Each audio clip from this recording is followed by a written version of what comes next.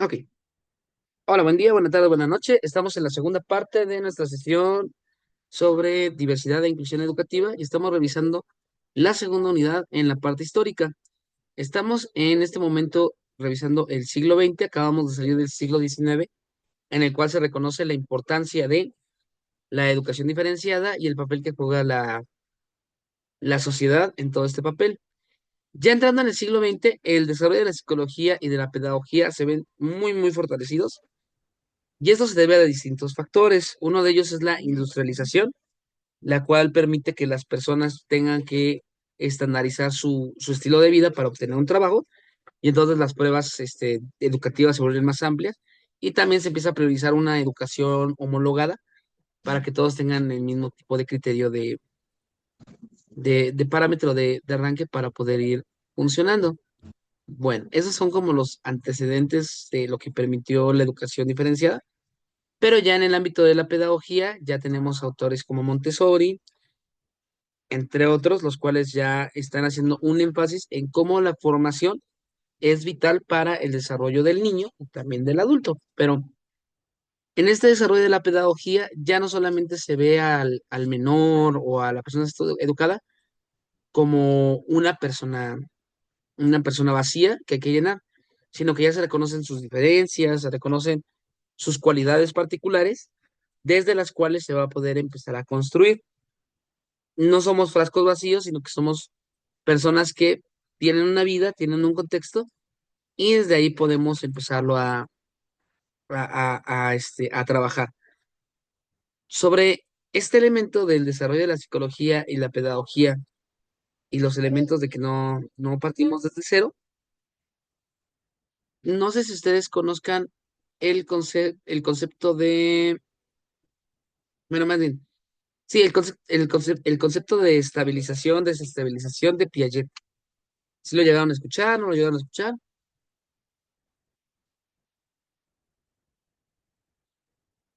Piensen, esto lo habían visto como por primer, segundo periodo cuando estaban viendo teorías psicopedagógicas. Si no, no pasa nada, ¿eh? Miren, este Piaget, dentro de su teoría, va a generar cosas bien importantes como el señalar que no somos personas vacías y nos vamos desarrollando, y que dependiendo de la edad en la que vamos viviendo, en el momento que vamos viviendo, a ver, en el momento en el que vamos viviendo, va generando ciertas cualidades, ciertos puntos que van reforzando o van modificando a la persona. Pero todo esto queda enmarcado en una teoría que nos habla sobre el equilibrio cognitivo. Este proceso de equilibrio cognitivo, denme un momentito, déjenme ver esta imagen. Esta de acá. Se ve bien feo.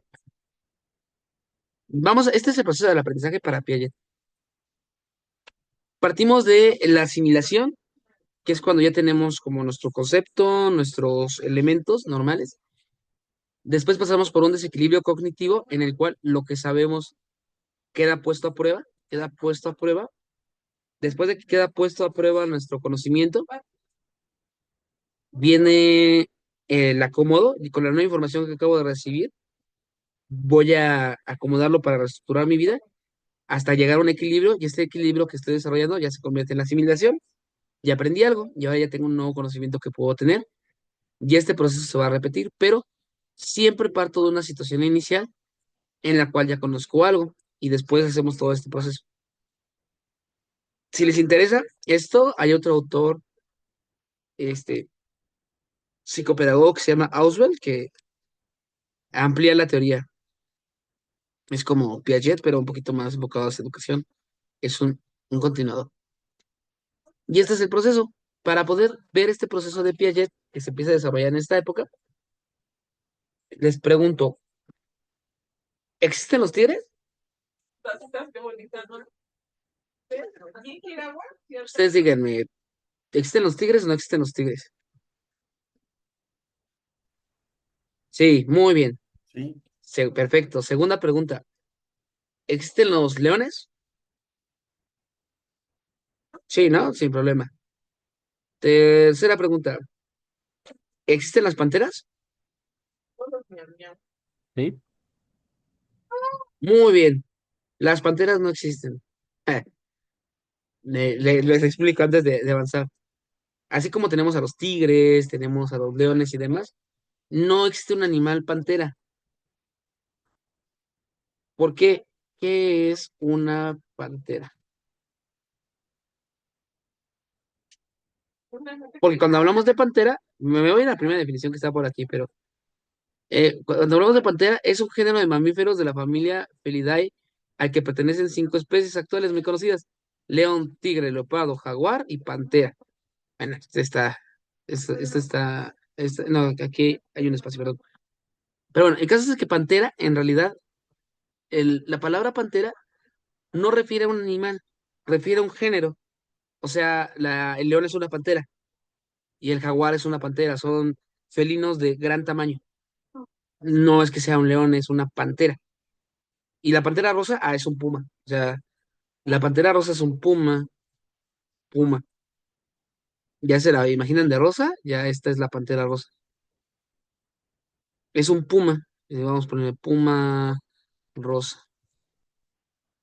Ay, qué raro, nunca pensé que me fuera a salir eso. Bueno, el punto es de que no existen las panteras. Son una clasificación diferente. Ahora, muchos de ustedes ahorita pues están diciendo, ok, y eso va a empezar a cambiar un poquito la estructura. Es el proceso de acomodación, equilibrio, asimilación de Piaget. ¿Qué relevancia tiene esta información para la educación diferenciada? Que cuando ya partimos de estas teorías eh, de la psicología y los equilibrios y demás, podemos ver como una persona que tiene una discapacidad cognitiva, por ejemplo, no es que nunca pueda aprender porque tiene un error si es imposible, sino que tenemos que partir desde lo que sabe, de lo que puede, y desde ahí empezar a construir. Obviamente, si yo estoy tratando con una persona ciega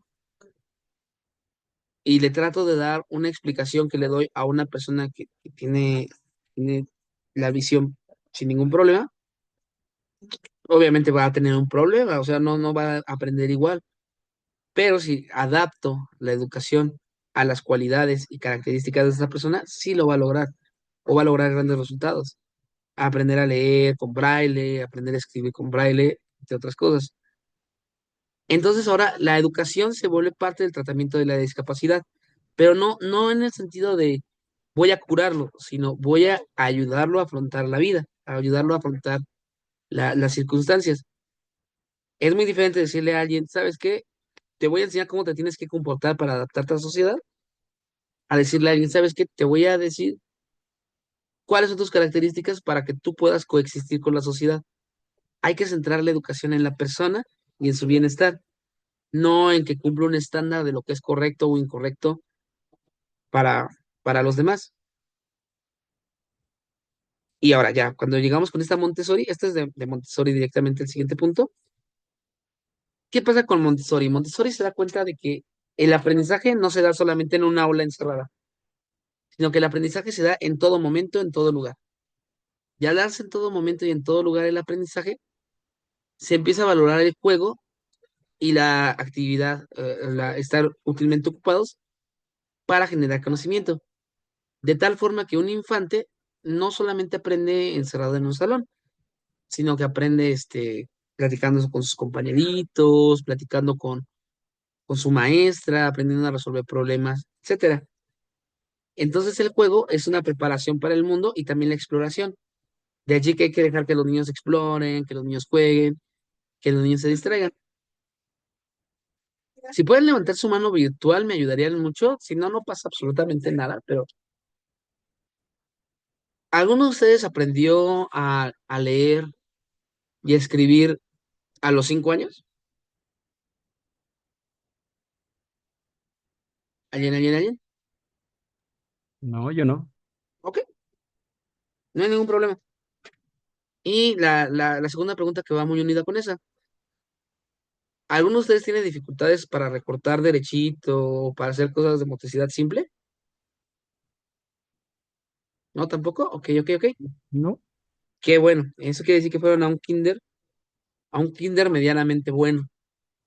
¿Por qué les comento eso? Porque hay algunos kinders, ya actualmente ya no tanto, ya se empezó a valorar diferente, pero por ejemplo, yo aprendí a escribir y a leer entre los 5 años, 5 años meses, pero había algunos kinders donde priorizaban el aprendizaje cognitivo, entonces te ponían a leer, te ponían a escribir, y actividades de socialización o actividades de motricidad fina como hacer bolitas de papel, recortar, o la propia coordinación del cuerpo, no se tomaban en cuenta.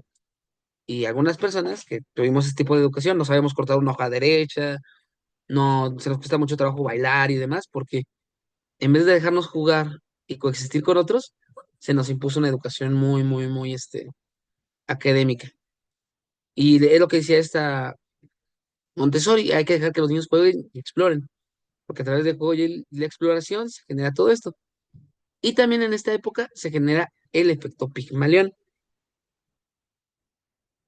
El efecto Pigmalión que es, bueno, mm, ahora todo tiene sentido, qué cool. El efecto Pigmalión es un fenómeno de educación, hay mucha literatura al respecto, pero Pigmalión, Pigmalión en la mitología griega, era un escultor muy, muy bueno, era un gran, gran escultor este Pigmalión. Hasta que un día hace una estatua de una persona tan bella, pero tan bella, que es prácticamente un ser humano. Entonces los dioses le dan vida a la estatua de lo perfecta que es, y Pigmalión queda sorprendido. Y eso se tomó después en pedagogía y demás para señalar el efecto siguiente. Si tú esperas algo de un estudiante o si tú esperas algo de una persona, es muy probable que ese algo se vaya a cumplir, no por magia, sino por el propio impulso que le pones hacia esa cosa, va a hacer que se vaya a cumplir. Si tú consideras que un estudiante es problema, que un estudiante no va a aprender o que un estudiante es inferior, lo empiezas a tratar de tal forma hasta que se cumple. Entonces, el efecto Pygmalion es que muchas veces lo que obtenemos en la escuela o muchas veces los resultados que tenemos dependen de las expectativas iniciales que le hayamos colocado. Si tenemos expectativas altas sobre la persona, podemos tener un resultado positivo, y expectativas bajas, podemos tener un resultado negativo. E insisto, no quiero decir con eso de que una persona que tenga una discapacidad motriz va a ganar los 100 metros. No, pero un paralímpico sí lo podría ganar. Entonces es tratar de esperar lo mejor de la persona para obtener el mejor resultado, cosa que con anterioridad no se daba en educación, y de hecho todavía no ocurre. La Chayo, o sea, nuestra Universidad Rosario Castellanos, es una muy buena universidad. Yo aquí estoy estudiando el doctorado, pero todavía muchos, no ustedes, pero todavía muchas personas pueden decir, ay, es que no vas en la UNAM o no vas en el Poli, entonces tú eres un estudiante no tan bueno. Y pues no, no es cierto. O sea, yo doy clases en la UNAM, doy clases aquí, y bueno, daba clases en la UNAM y doy clases aquí, y sin embargo, no veo gran diferencia. El punto es que la persona esté motivada y se esfuerce, aparte que tener buenos profesores, ¿no? Y buenos materiales. Pero si de entrada tú dices, yo sé que no es el caso de ustedes, pero si de entrada dices, pues es que yo voy en la Rosario Castellanos, es una escuela de menor calidad, le voy a echar menos ganas, o es en línea, es más fácil, pues el resultado que vas a obtener es inferior. Pero si piensas que es una gran universidad y que estar en línea no es que sea una limitante, sino que es una ventaja, pues wow, va a cambiar el resultado. Y también con nosotros, tenemos que valorarlos como lo que son, personas universitarias. Y bueno, y seres humanos. Pero, por ejemplo, nada más para no mentir. Una persona en promedio de universidad no sabe utilizar las herramientas digitales que ustedes ya saben utilizar. Canva, Prezi, Zoom, muchas plataformas que ustedes saben utilizar, otras personas no saben porque están en educación presencial. Entonces sí tienen una formación diferente, pero muy, muy valiosa. Y ya, nada más lo quería comentar, y también porque yo en su momento estudié Derecho a distancia y no veo mucha diferencia. Bien, para centrarnos con Montessori. Montessori señalaba que hay un carácter pedagógico y de formación en la discapacidad. Es decir, hay que darle una visión de enseñanza a la persona y de formación a la persona para que se pueda integrar al mundo. Y con este carácter de la formación es que no solamente tratemos con la persona con la diferencia, sino con toda la sociedad, lo cual se refuerza con el papel del juego y la formación de las personas con alguna discapacidad, perdón, lo cual se refuerza con el juego que ya habíamos visto y con que hay que escapar de la esfera del capacitismo. Esta es una de las cosas que Montessori iba a señalar muchísimo. ¿Han escuchado ustedes el término capacitismo?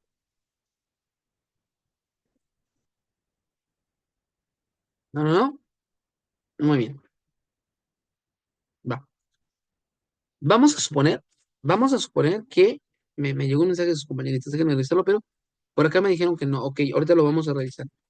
Pero vamos a suponer que tenemos a una persona que tiene una dificultad en la mano, que tiene una dificultad en la mano y no la puede mover muy bien. Y la otra también, no la tiene problemas motrices. Tiene 7 años y quiere un sándwich porque tiene hambre. ¿Se lo tengo que preparar?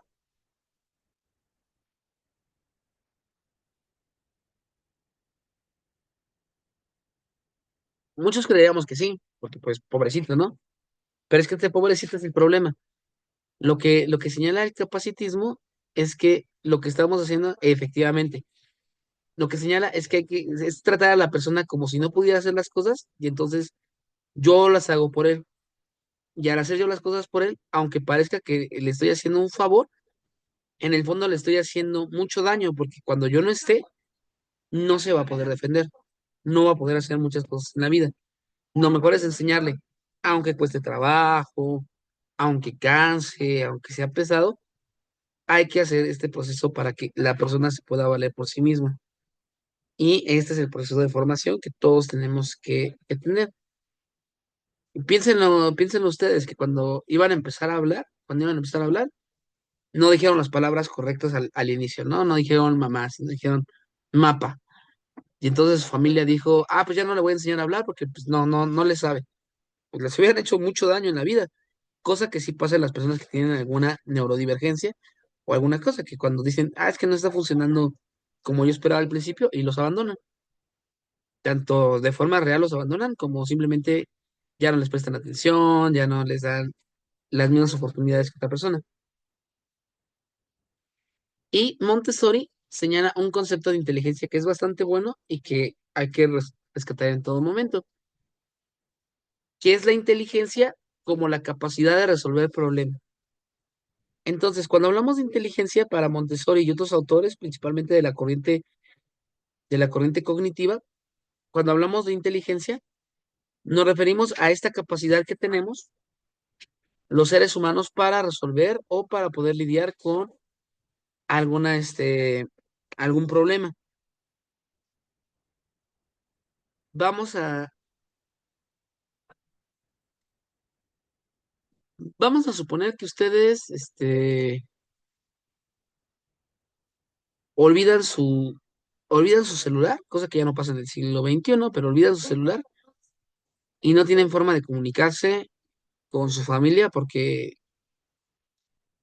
olvidaron el celular, pero quieren avisarle que están bien. ¿Cómo lo harían? ¿Cómo se podrían comunicar con su familia para decirle que están bien si no traen el celular? Todo este asunto del periodo de prueba es algo que yo le propuse a Manuel. Yo me la pasaba en casa, ¿no? Piénsenlo, piénsenlo, piénsenlo. Tal vez lo sorprenda, pero Algunos de ustedes quizás diga, pues si tengo dinero voy a un café internet. O alguien diga, pues le pido el celular prestado a alguien. Efectivamente, pido un celular prestado. Podríamos enseñar, ok, pido un celular prestado, pues lo visitas en su casa. Ok, pidiendo un celular prestado y llamarle. Muy bien. Son opciones válidas. Eso muestra inteligencia, porque tienen una capacidad de resolver un problema. Una persona con alguna diferencia no es que no tenga esta capacidad, simplemente hay que apoyarlo para que la pueda desarrollar para su propio bienestar. Entonces, una persona que no puede hablar pues puede buscar la forma de comunicarse de otra forma. Como, no sé si estamos en este grupo o si es en el siguiente, pero, por ejemplo, los pictogramas. ¿Han escuchado hablar de los pictogramas?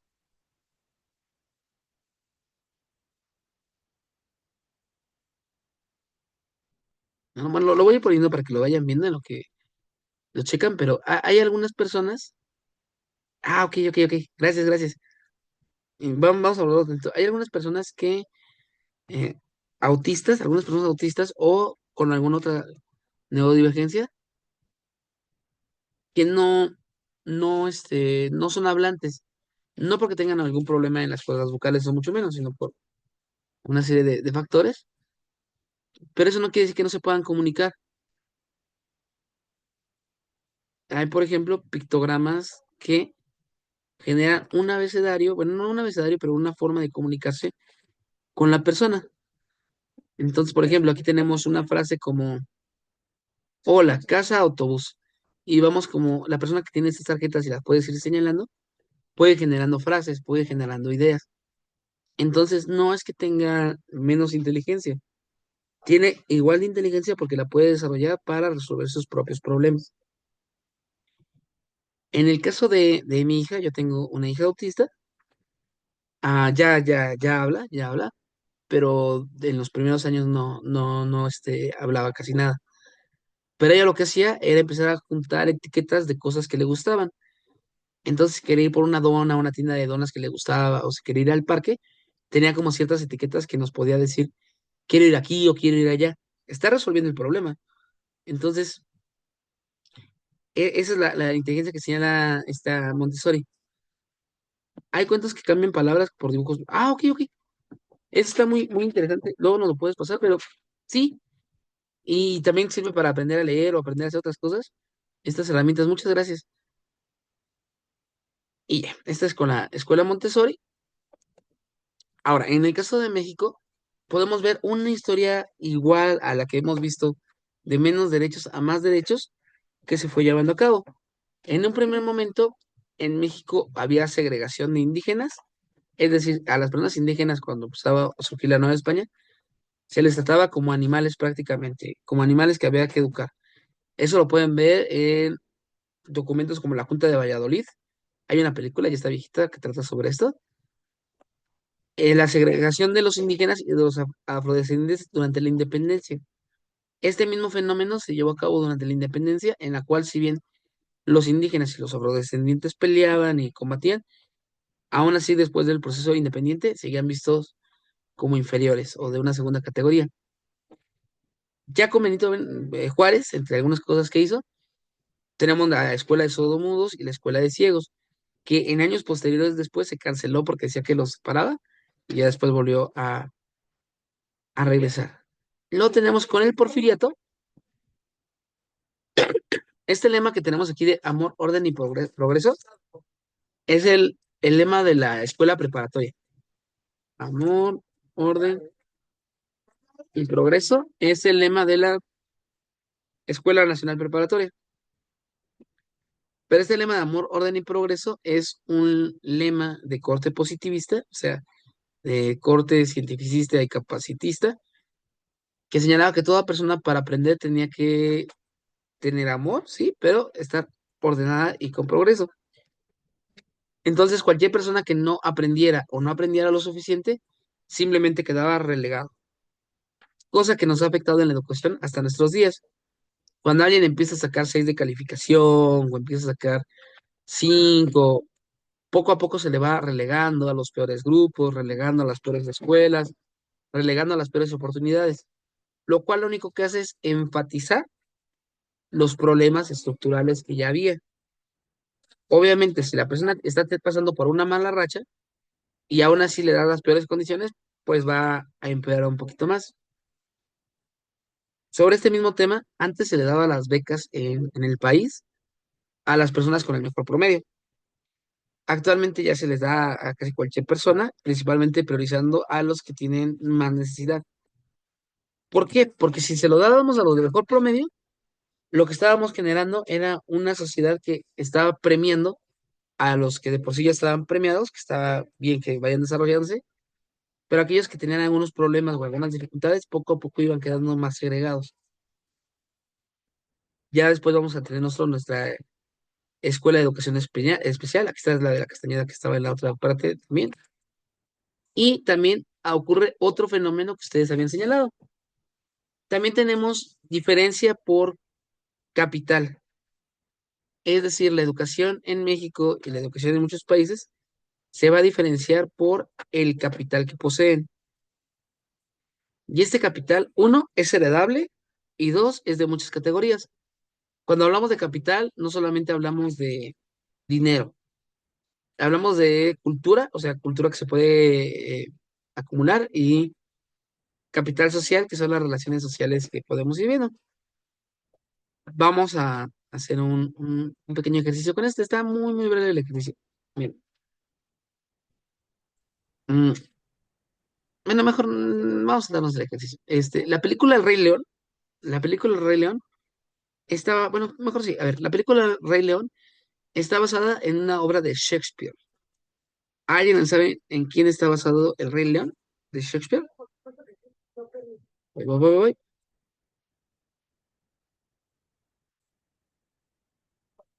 Ah, muchas gracias.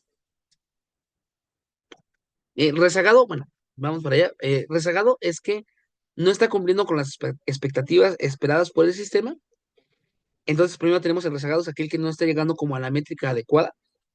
Y ya después de que no llegó a la métrica adecuada, se segmenta, se pone en un segmento de una persona no apta. Y esa segmentación de una persona no apta le va generando peores condiciones. O sea, sí existen personas rezagadas en lectoescritura, en matemáticas y demás, pero en vez de segmentarla en un grupo inferior, lo que hay que hacer es lo contrario, tratar de encontrar los puntos y elementos que le permitan equilibrarse con los demás. Otelo, casi, casi Hugo, muy, muy buena. Está basada en Hamlet.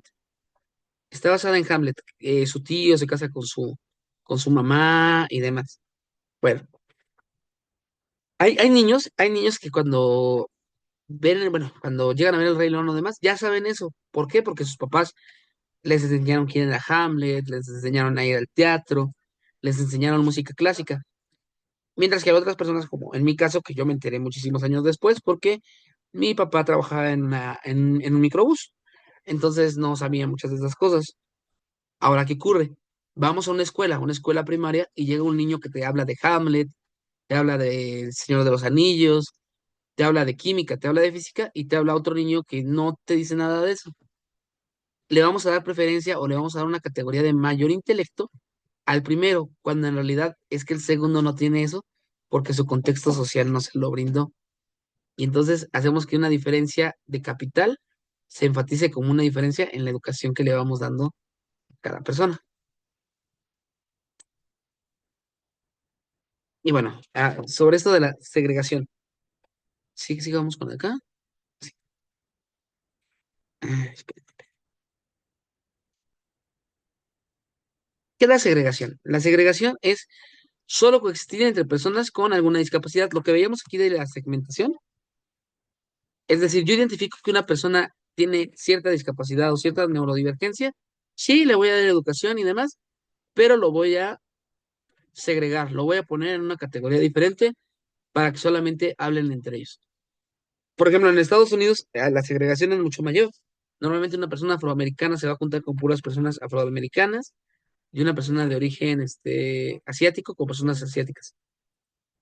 Pero en México, esta segregación que había, poco a poco se empezó a tratar como una integración educativa.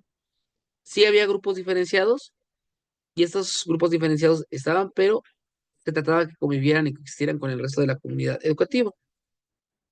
Esto se fomentó mucho en Inglaterra con el informe Warnock, perdón, en el cual se hablaba de la importancia de que los niños convivieran y coexistieran y colaboraran con otras personas, tanto para el niño neurodivergente o con alguna condición diferenciadora, o alguna preferencia o identidad sexual diferente, como para el que es el neurotípico o el estándar cotidiano, porque el neurodivergente o persona con alguna cualidad distinta le permite coexistir y convivir con personas que no tengan esta misma característica Y para las personas que no se encuentran en el grupo, vean que hay diferencia y que tienen que aprender a convivir y coexistir con la diferencia.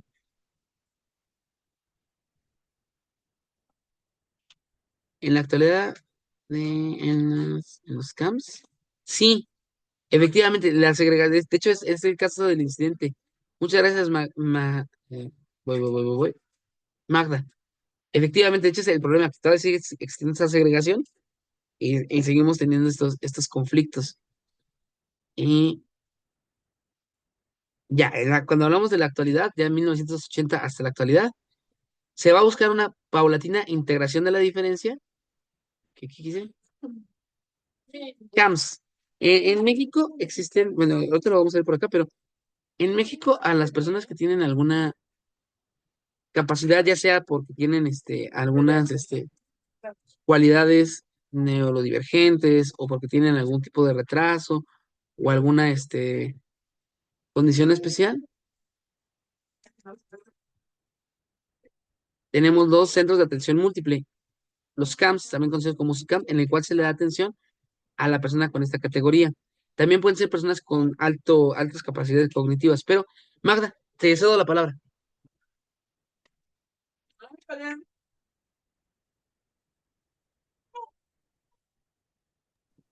Buenas tardes. Hola, Sí, buenas tardes.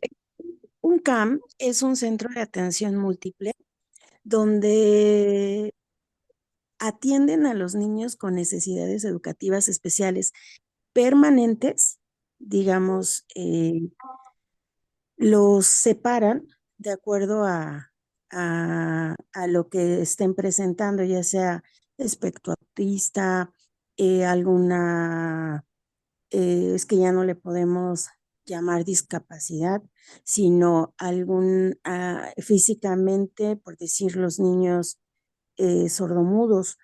Ahí es donde se da la segregación de acuerdo al padecimiento que ellos tengan, se clasifican, ¿no?, los niños con síndrome de Down para darles una atención integral y de acuerdo a las necesidades que ellos tienen. Pero también hay CAMS donde se atienden a niños con enfermedades permanentes o algún padecimiento. Y aproximadamente aquí en la Ciudad de México hay un CAM o 3 CAMs por delegación. Eso es la diferencia a una escuela de educación primaria normal, a lo que conocemos, ¿no? O al kinder. Sería todo. Gracias. De verdad, muchas gracias, Magda. Muchas gracias. ¿Sí fuiste tú, verdad, Magda? Sí. Ah, ok, gracias. Muchas gracias, Magda. Sí, bueno, ya tenemos bastante información de los CAMS. Y aquí hay una dicotomía que la vamos a ir trabajando a lo largo de la asignatura, porque muchas veces también dicen las personas, no, no lo quiero meter al CAM porque se va a atrasar más o alguna condición así, o porque está segregado, pero al meterlo a la primaria normal o al kinder normal y no tener a los profesores y a la institución capacitada para poder tener una integración social, sufren muchísimo bullying, pero mucho, mucho bullying las personas. Entonces tenemos entre la segregación y la discriminación. Entonces es un problemón que tenemos aquí en México en torno a educación. Hay algunas personas que pueden pagar una escuela privada y se pueda aminorar un poco, pero entonces entramos con discriminación económica. Bueno, en la Conferencia Mundial sobre Necesidades Educativas Especiales se habló sobre el acceso y la calidad en la educación para todos. Esto se llevó a cabo en España. Y el Foro Mundial sobre la Educación se llevó a cabo en Dakar en el año 2000 y en el cual se explicó cómo la educación era un derecho para todos y cómo se tenía que dar de forma diferenciada. En el 2001, ya entrando en el siglo XXI directamente, aquí en América vamos a tener la cumbre en Quebec con temáticas acerca de cómo asegurar la educación de calidad y particularmente para las minorías y personas con capacidades diferenciadas, permanentes. Y bueno, hasta aquí llega la presentación. No, no es cierto, nos quedan un montón. Bueno, miren, vamos a cortar aquí porque nos quedan 3 minutitos y regresamos para hacer el cierre. Un pequeño comentario constructivo. No es muy correcto decir sordomudos porque de una forma u otra tiene razón. Totalmente correcto, Fabiola. Muchas gracias. Sí, es el lenguaje de señas mexicanos. Mi sobrina es sorda y sus maestros nos hicieron Muchas gracias, Fabiola. Y qué bueno que lo menciones, porque así aprendemos todos y lo vamos como señalando. Otra vez, desde mi privilegio de que no conozco a ninguna persona con este tipo de comunicación, puedo discriminar y no me doy cuenta, pero por eso siempre hay que estarlo visibilizando entre todos. Muchas gracias, Fabiola. Muy bien, entonces vamos a cortar aquí y regresamos. Ya para cerrar, nada más 10 minutitos. Entonces, bye bye, regresamos.